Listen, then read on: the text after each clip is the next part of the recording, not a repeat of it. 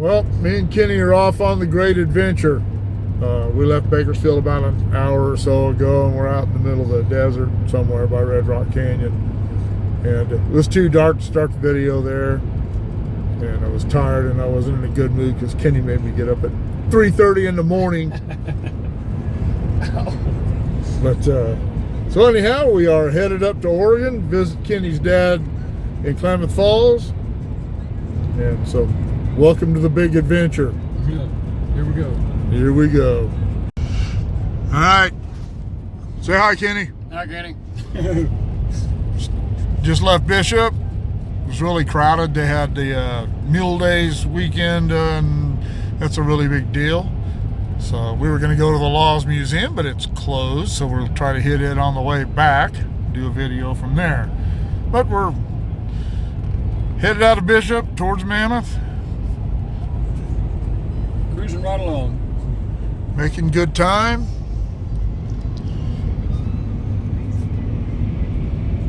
I'm enjoying not driving because I always have to drive, so I never get to see things. So it's really cool.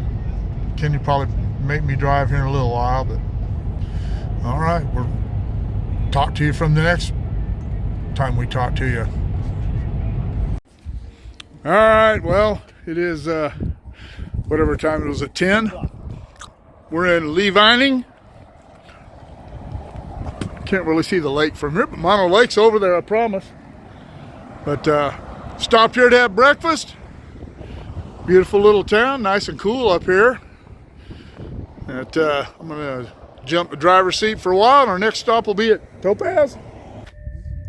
All right, well, here we are at Bodie. There's Kenny, he's trying to stay out. There we go. Neither of us have ever been here before, so it'll be an adventure for all of us. If you've been to Bodie, get to check it out again. If not, come along. Let's go check it out.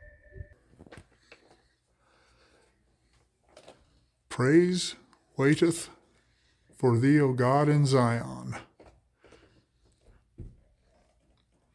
Wow. That's pretty.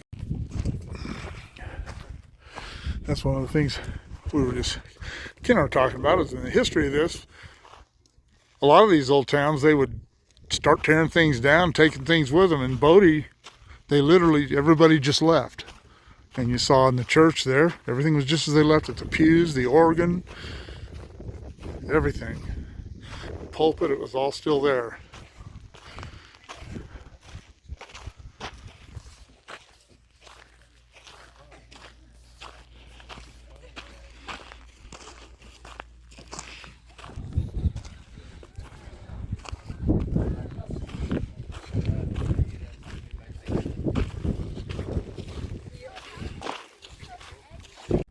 According to the book, this is the what? James Stewart Kane House. James Stewart Kamen House? Kane? C-A-I-N. Oh, okay. Bodie at age 25 in 1879. He had just married Martha Delia Wells. Cool little bottle collection there. And this was a sawmill. Belt driven. Probably used, I'm assuming, steam powered. It's old boiler tanks back there. A gruesome looking saw. We came up when the guy said, I wonder how many hands were cut off with that thing.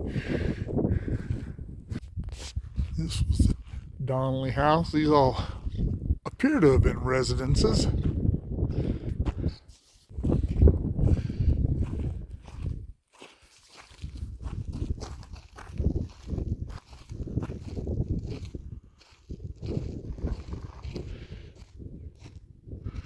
Stamp mill over there.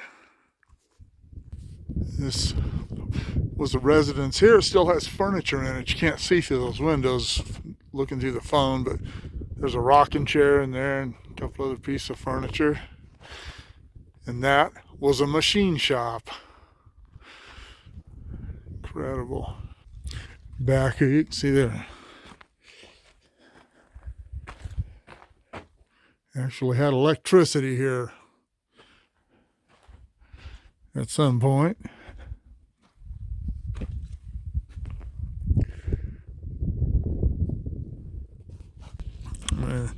Again, that is the stamp mill, and for those of you who don't know what a stamp mill was, they would take the ore out of the mine, run it through a stamp mill, and the stamp mill would run the ore down through chutes filled with water or tables filled with water, however at an angle, and it would have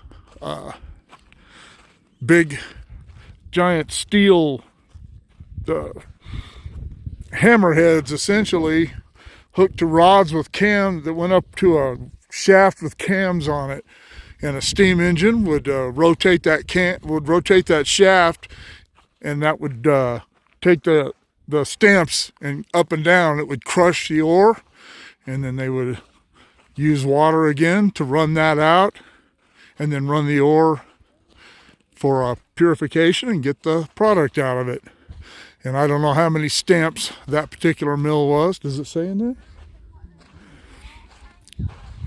But it looks like, I don't know, probably could have been a 10 stamp mill. Kenny was saying that it said that the snow could be 20 feet deep up here, temperatures up to 30 below, and winds up to 100 miles per hour.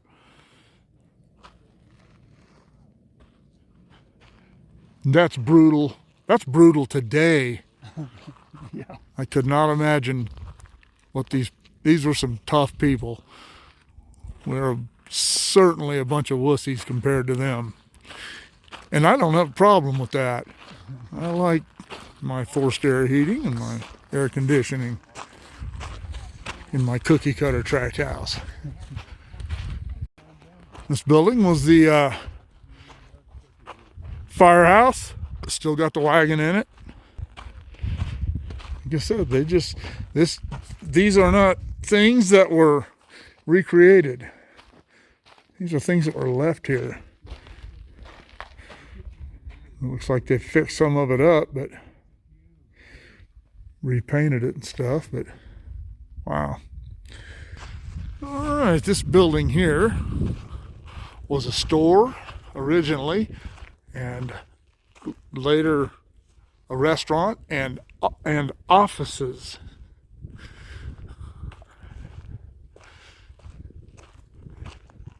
And go up here and look inside. There's a really cool, see the billiard table and a bar, table to eat.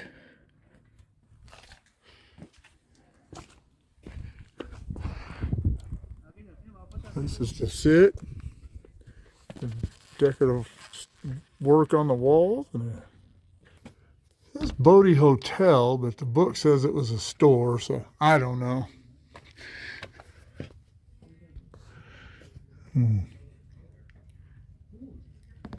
The typewriter there. Oh, operator switchboard and the restrooms. All right. This was a general store, and Bodie lasted long enough to see vehicles. I don't know if that truck is original to here, but the gas pumps look like they were. I don't know what that was, but it looks like something that I would build. And it would look like that immediately after I built it. But this was the old Union Hall. It's a gift shop now. All right, the wooden building here to the right, was the Oddfellows Hall. And this was the hotel. Take a look at what's inside there. And then when you look in here, you see this. Maybe that's why they call these the Oddfellows. Trapezes, rings. Who knows what they were doing in there?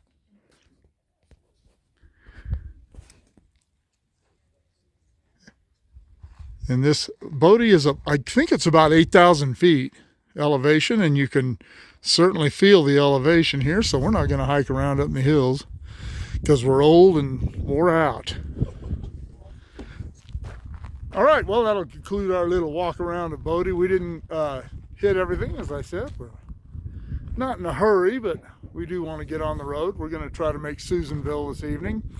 Yeah, no, my hat's all jacked up. This isn't my regular one. I forgot it, so I had to get this one out of my bag. But cool little place. If you've never been here, I would recommend it. Yeah, I would definitely recommend a trip to Bodie. I was speaking to the ranger, and the boom in Bodie started in 1879. By 1881, the boom was over, and most of the population had left by 1882. But Bodie continued to operate mines into the 40s. 1942, the last mine closed, and people were still in and out of here. The Park Service purchased Bodie in 1962 and began taking care of it, and they've done a really good job. So anyway, hope you enjoy the little walk around, and we'll see you later on. All right, well, we have arrived in Carson City, Nevada, and our first stop in Nevada is going, well, actually we stopped and got for a piss stop, I guess. But our first cool stop is going to be here at the Nevada State Rail Museum in Carson City. And somebody's got to pee a lot. he's like a pregnant woman. Train coming in. We haven't checked in. We just pulled up, so I don't know if It's moving. I don't know what the schedule is for trains, but we're going to find out. If we get to ride the train, we do. If we don't, we don't. But right now, we're going to go find out. So let's flip this thing around, see what's going on. All right, well, we're inside now. Checking out these cars. You can't go inside them, but you can look inside them. These are restored Virginia and Truckee cars. This looks like it was probably, I don't know, combine cars. Maybe, yeah, combine. I think they called those. It was a caboose and a passenger car.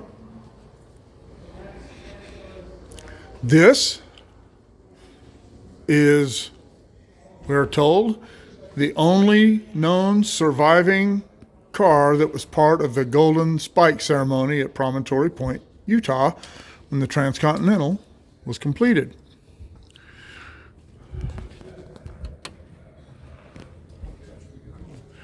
It is unrestored and looks like it has a center beam support in it, so it doesn't fall apart. And we're not going to be able to ride the train. The last one is getting ready to depart.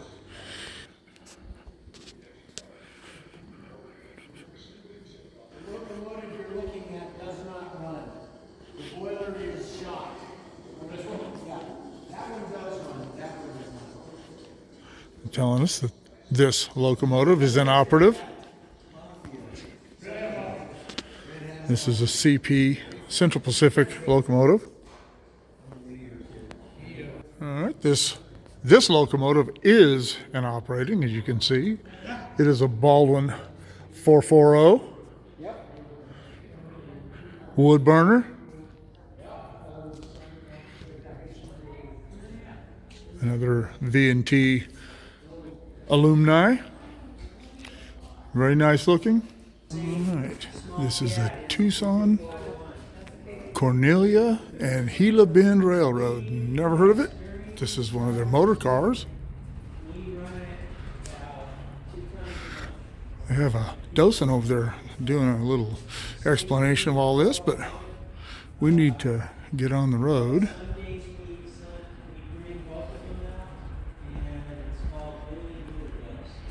And this is a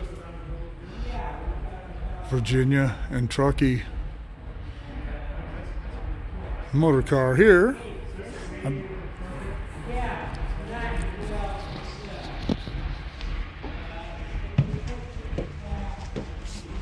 What? This fucking thing's cool. Yeah, it is.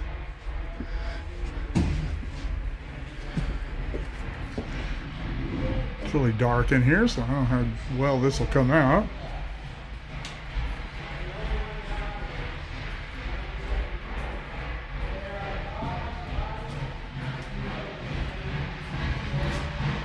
3208 Cat. I used to drive a truck with one of those in it. I think these were gas powered originally, but a diesel, I'm sure, would work much better. All right.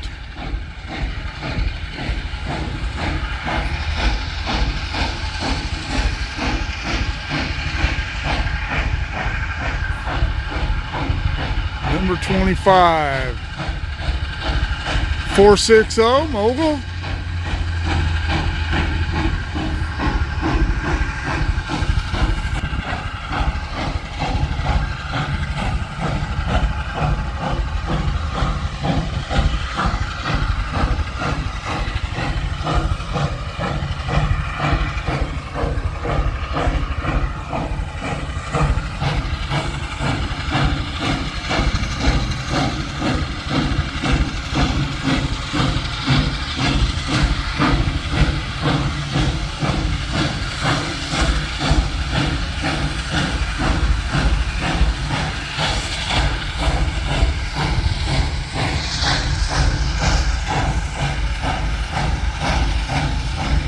Gallows type Armstrong turntable there.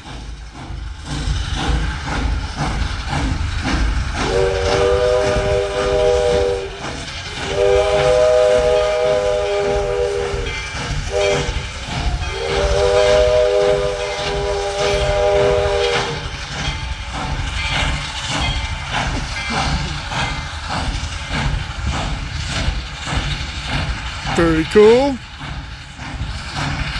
Alright, we can hear him chugging. Here he comes. He'll be chugging around the bend.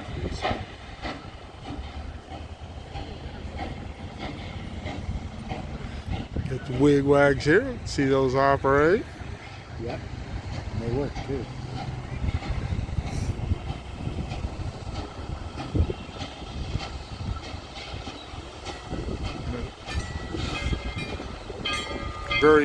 A very unique smell that the locomotives put off. It's pretty cool. That oil smoke.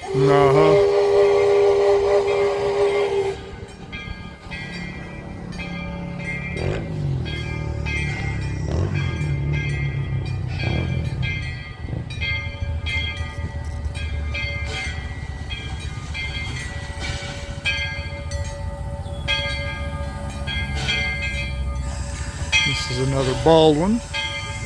1905. 1905. Yeah. 10-wheeler. Bought originally for the B&T in 1905.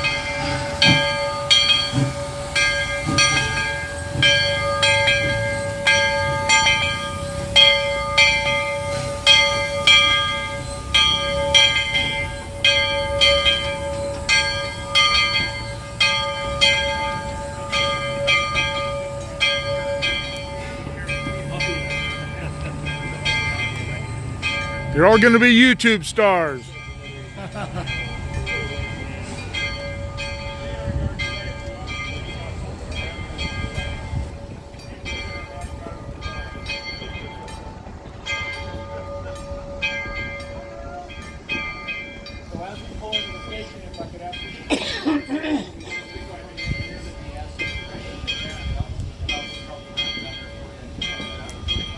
Thank you for riding with us today. If you are a true railroad fan, come back July 1st through the 4th. We're having a big rail event. We'll have a lot of visiting steam locomotives from Nevada and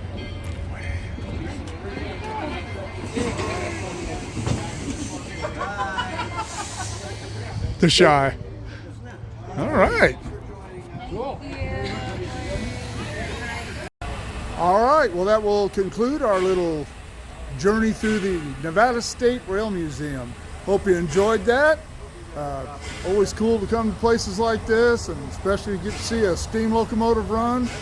Such fascinating pieces of engineering, and very cool. Cool smells, everything about it's really cool.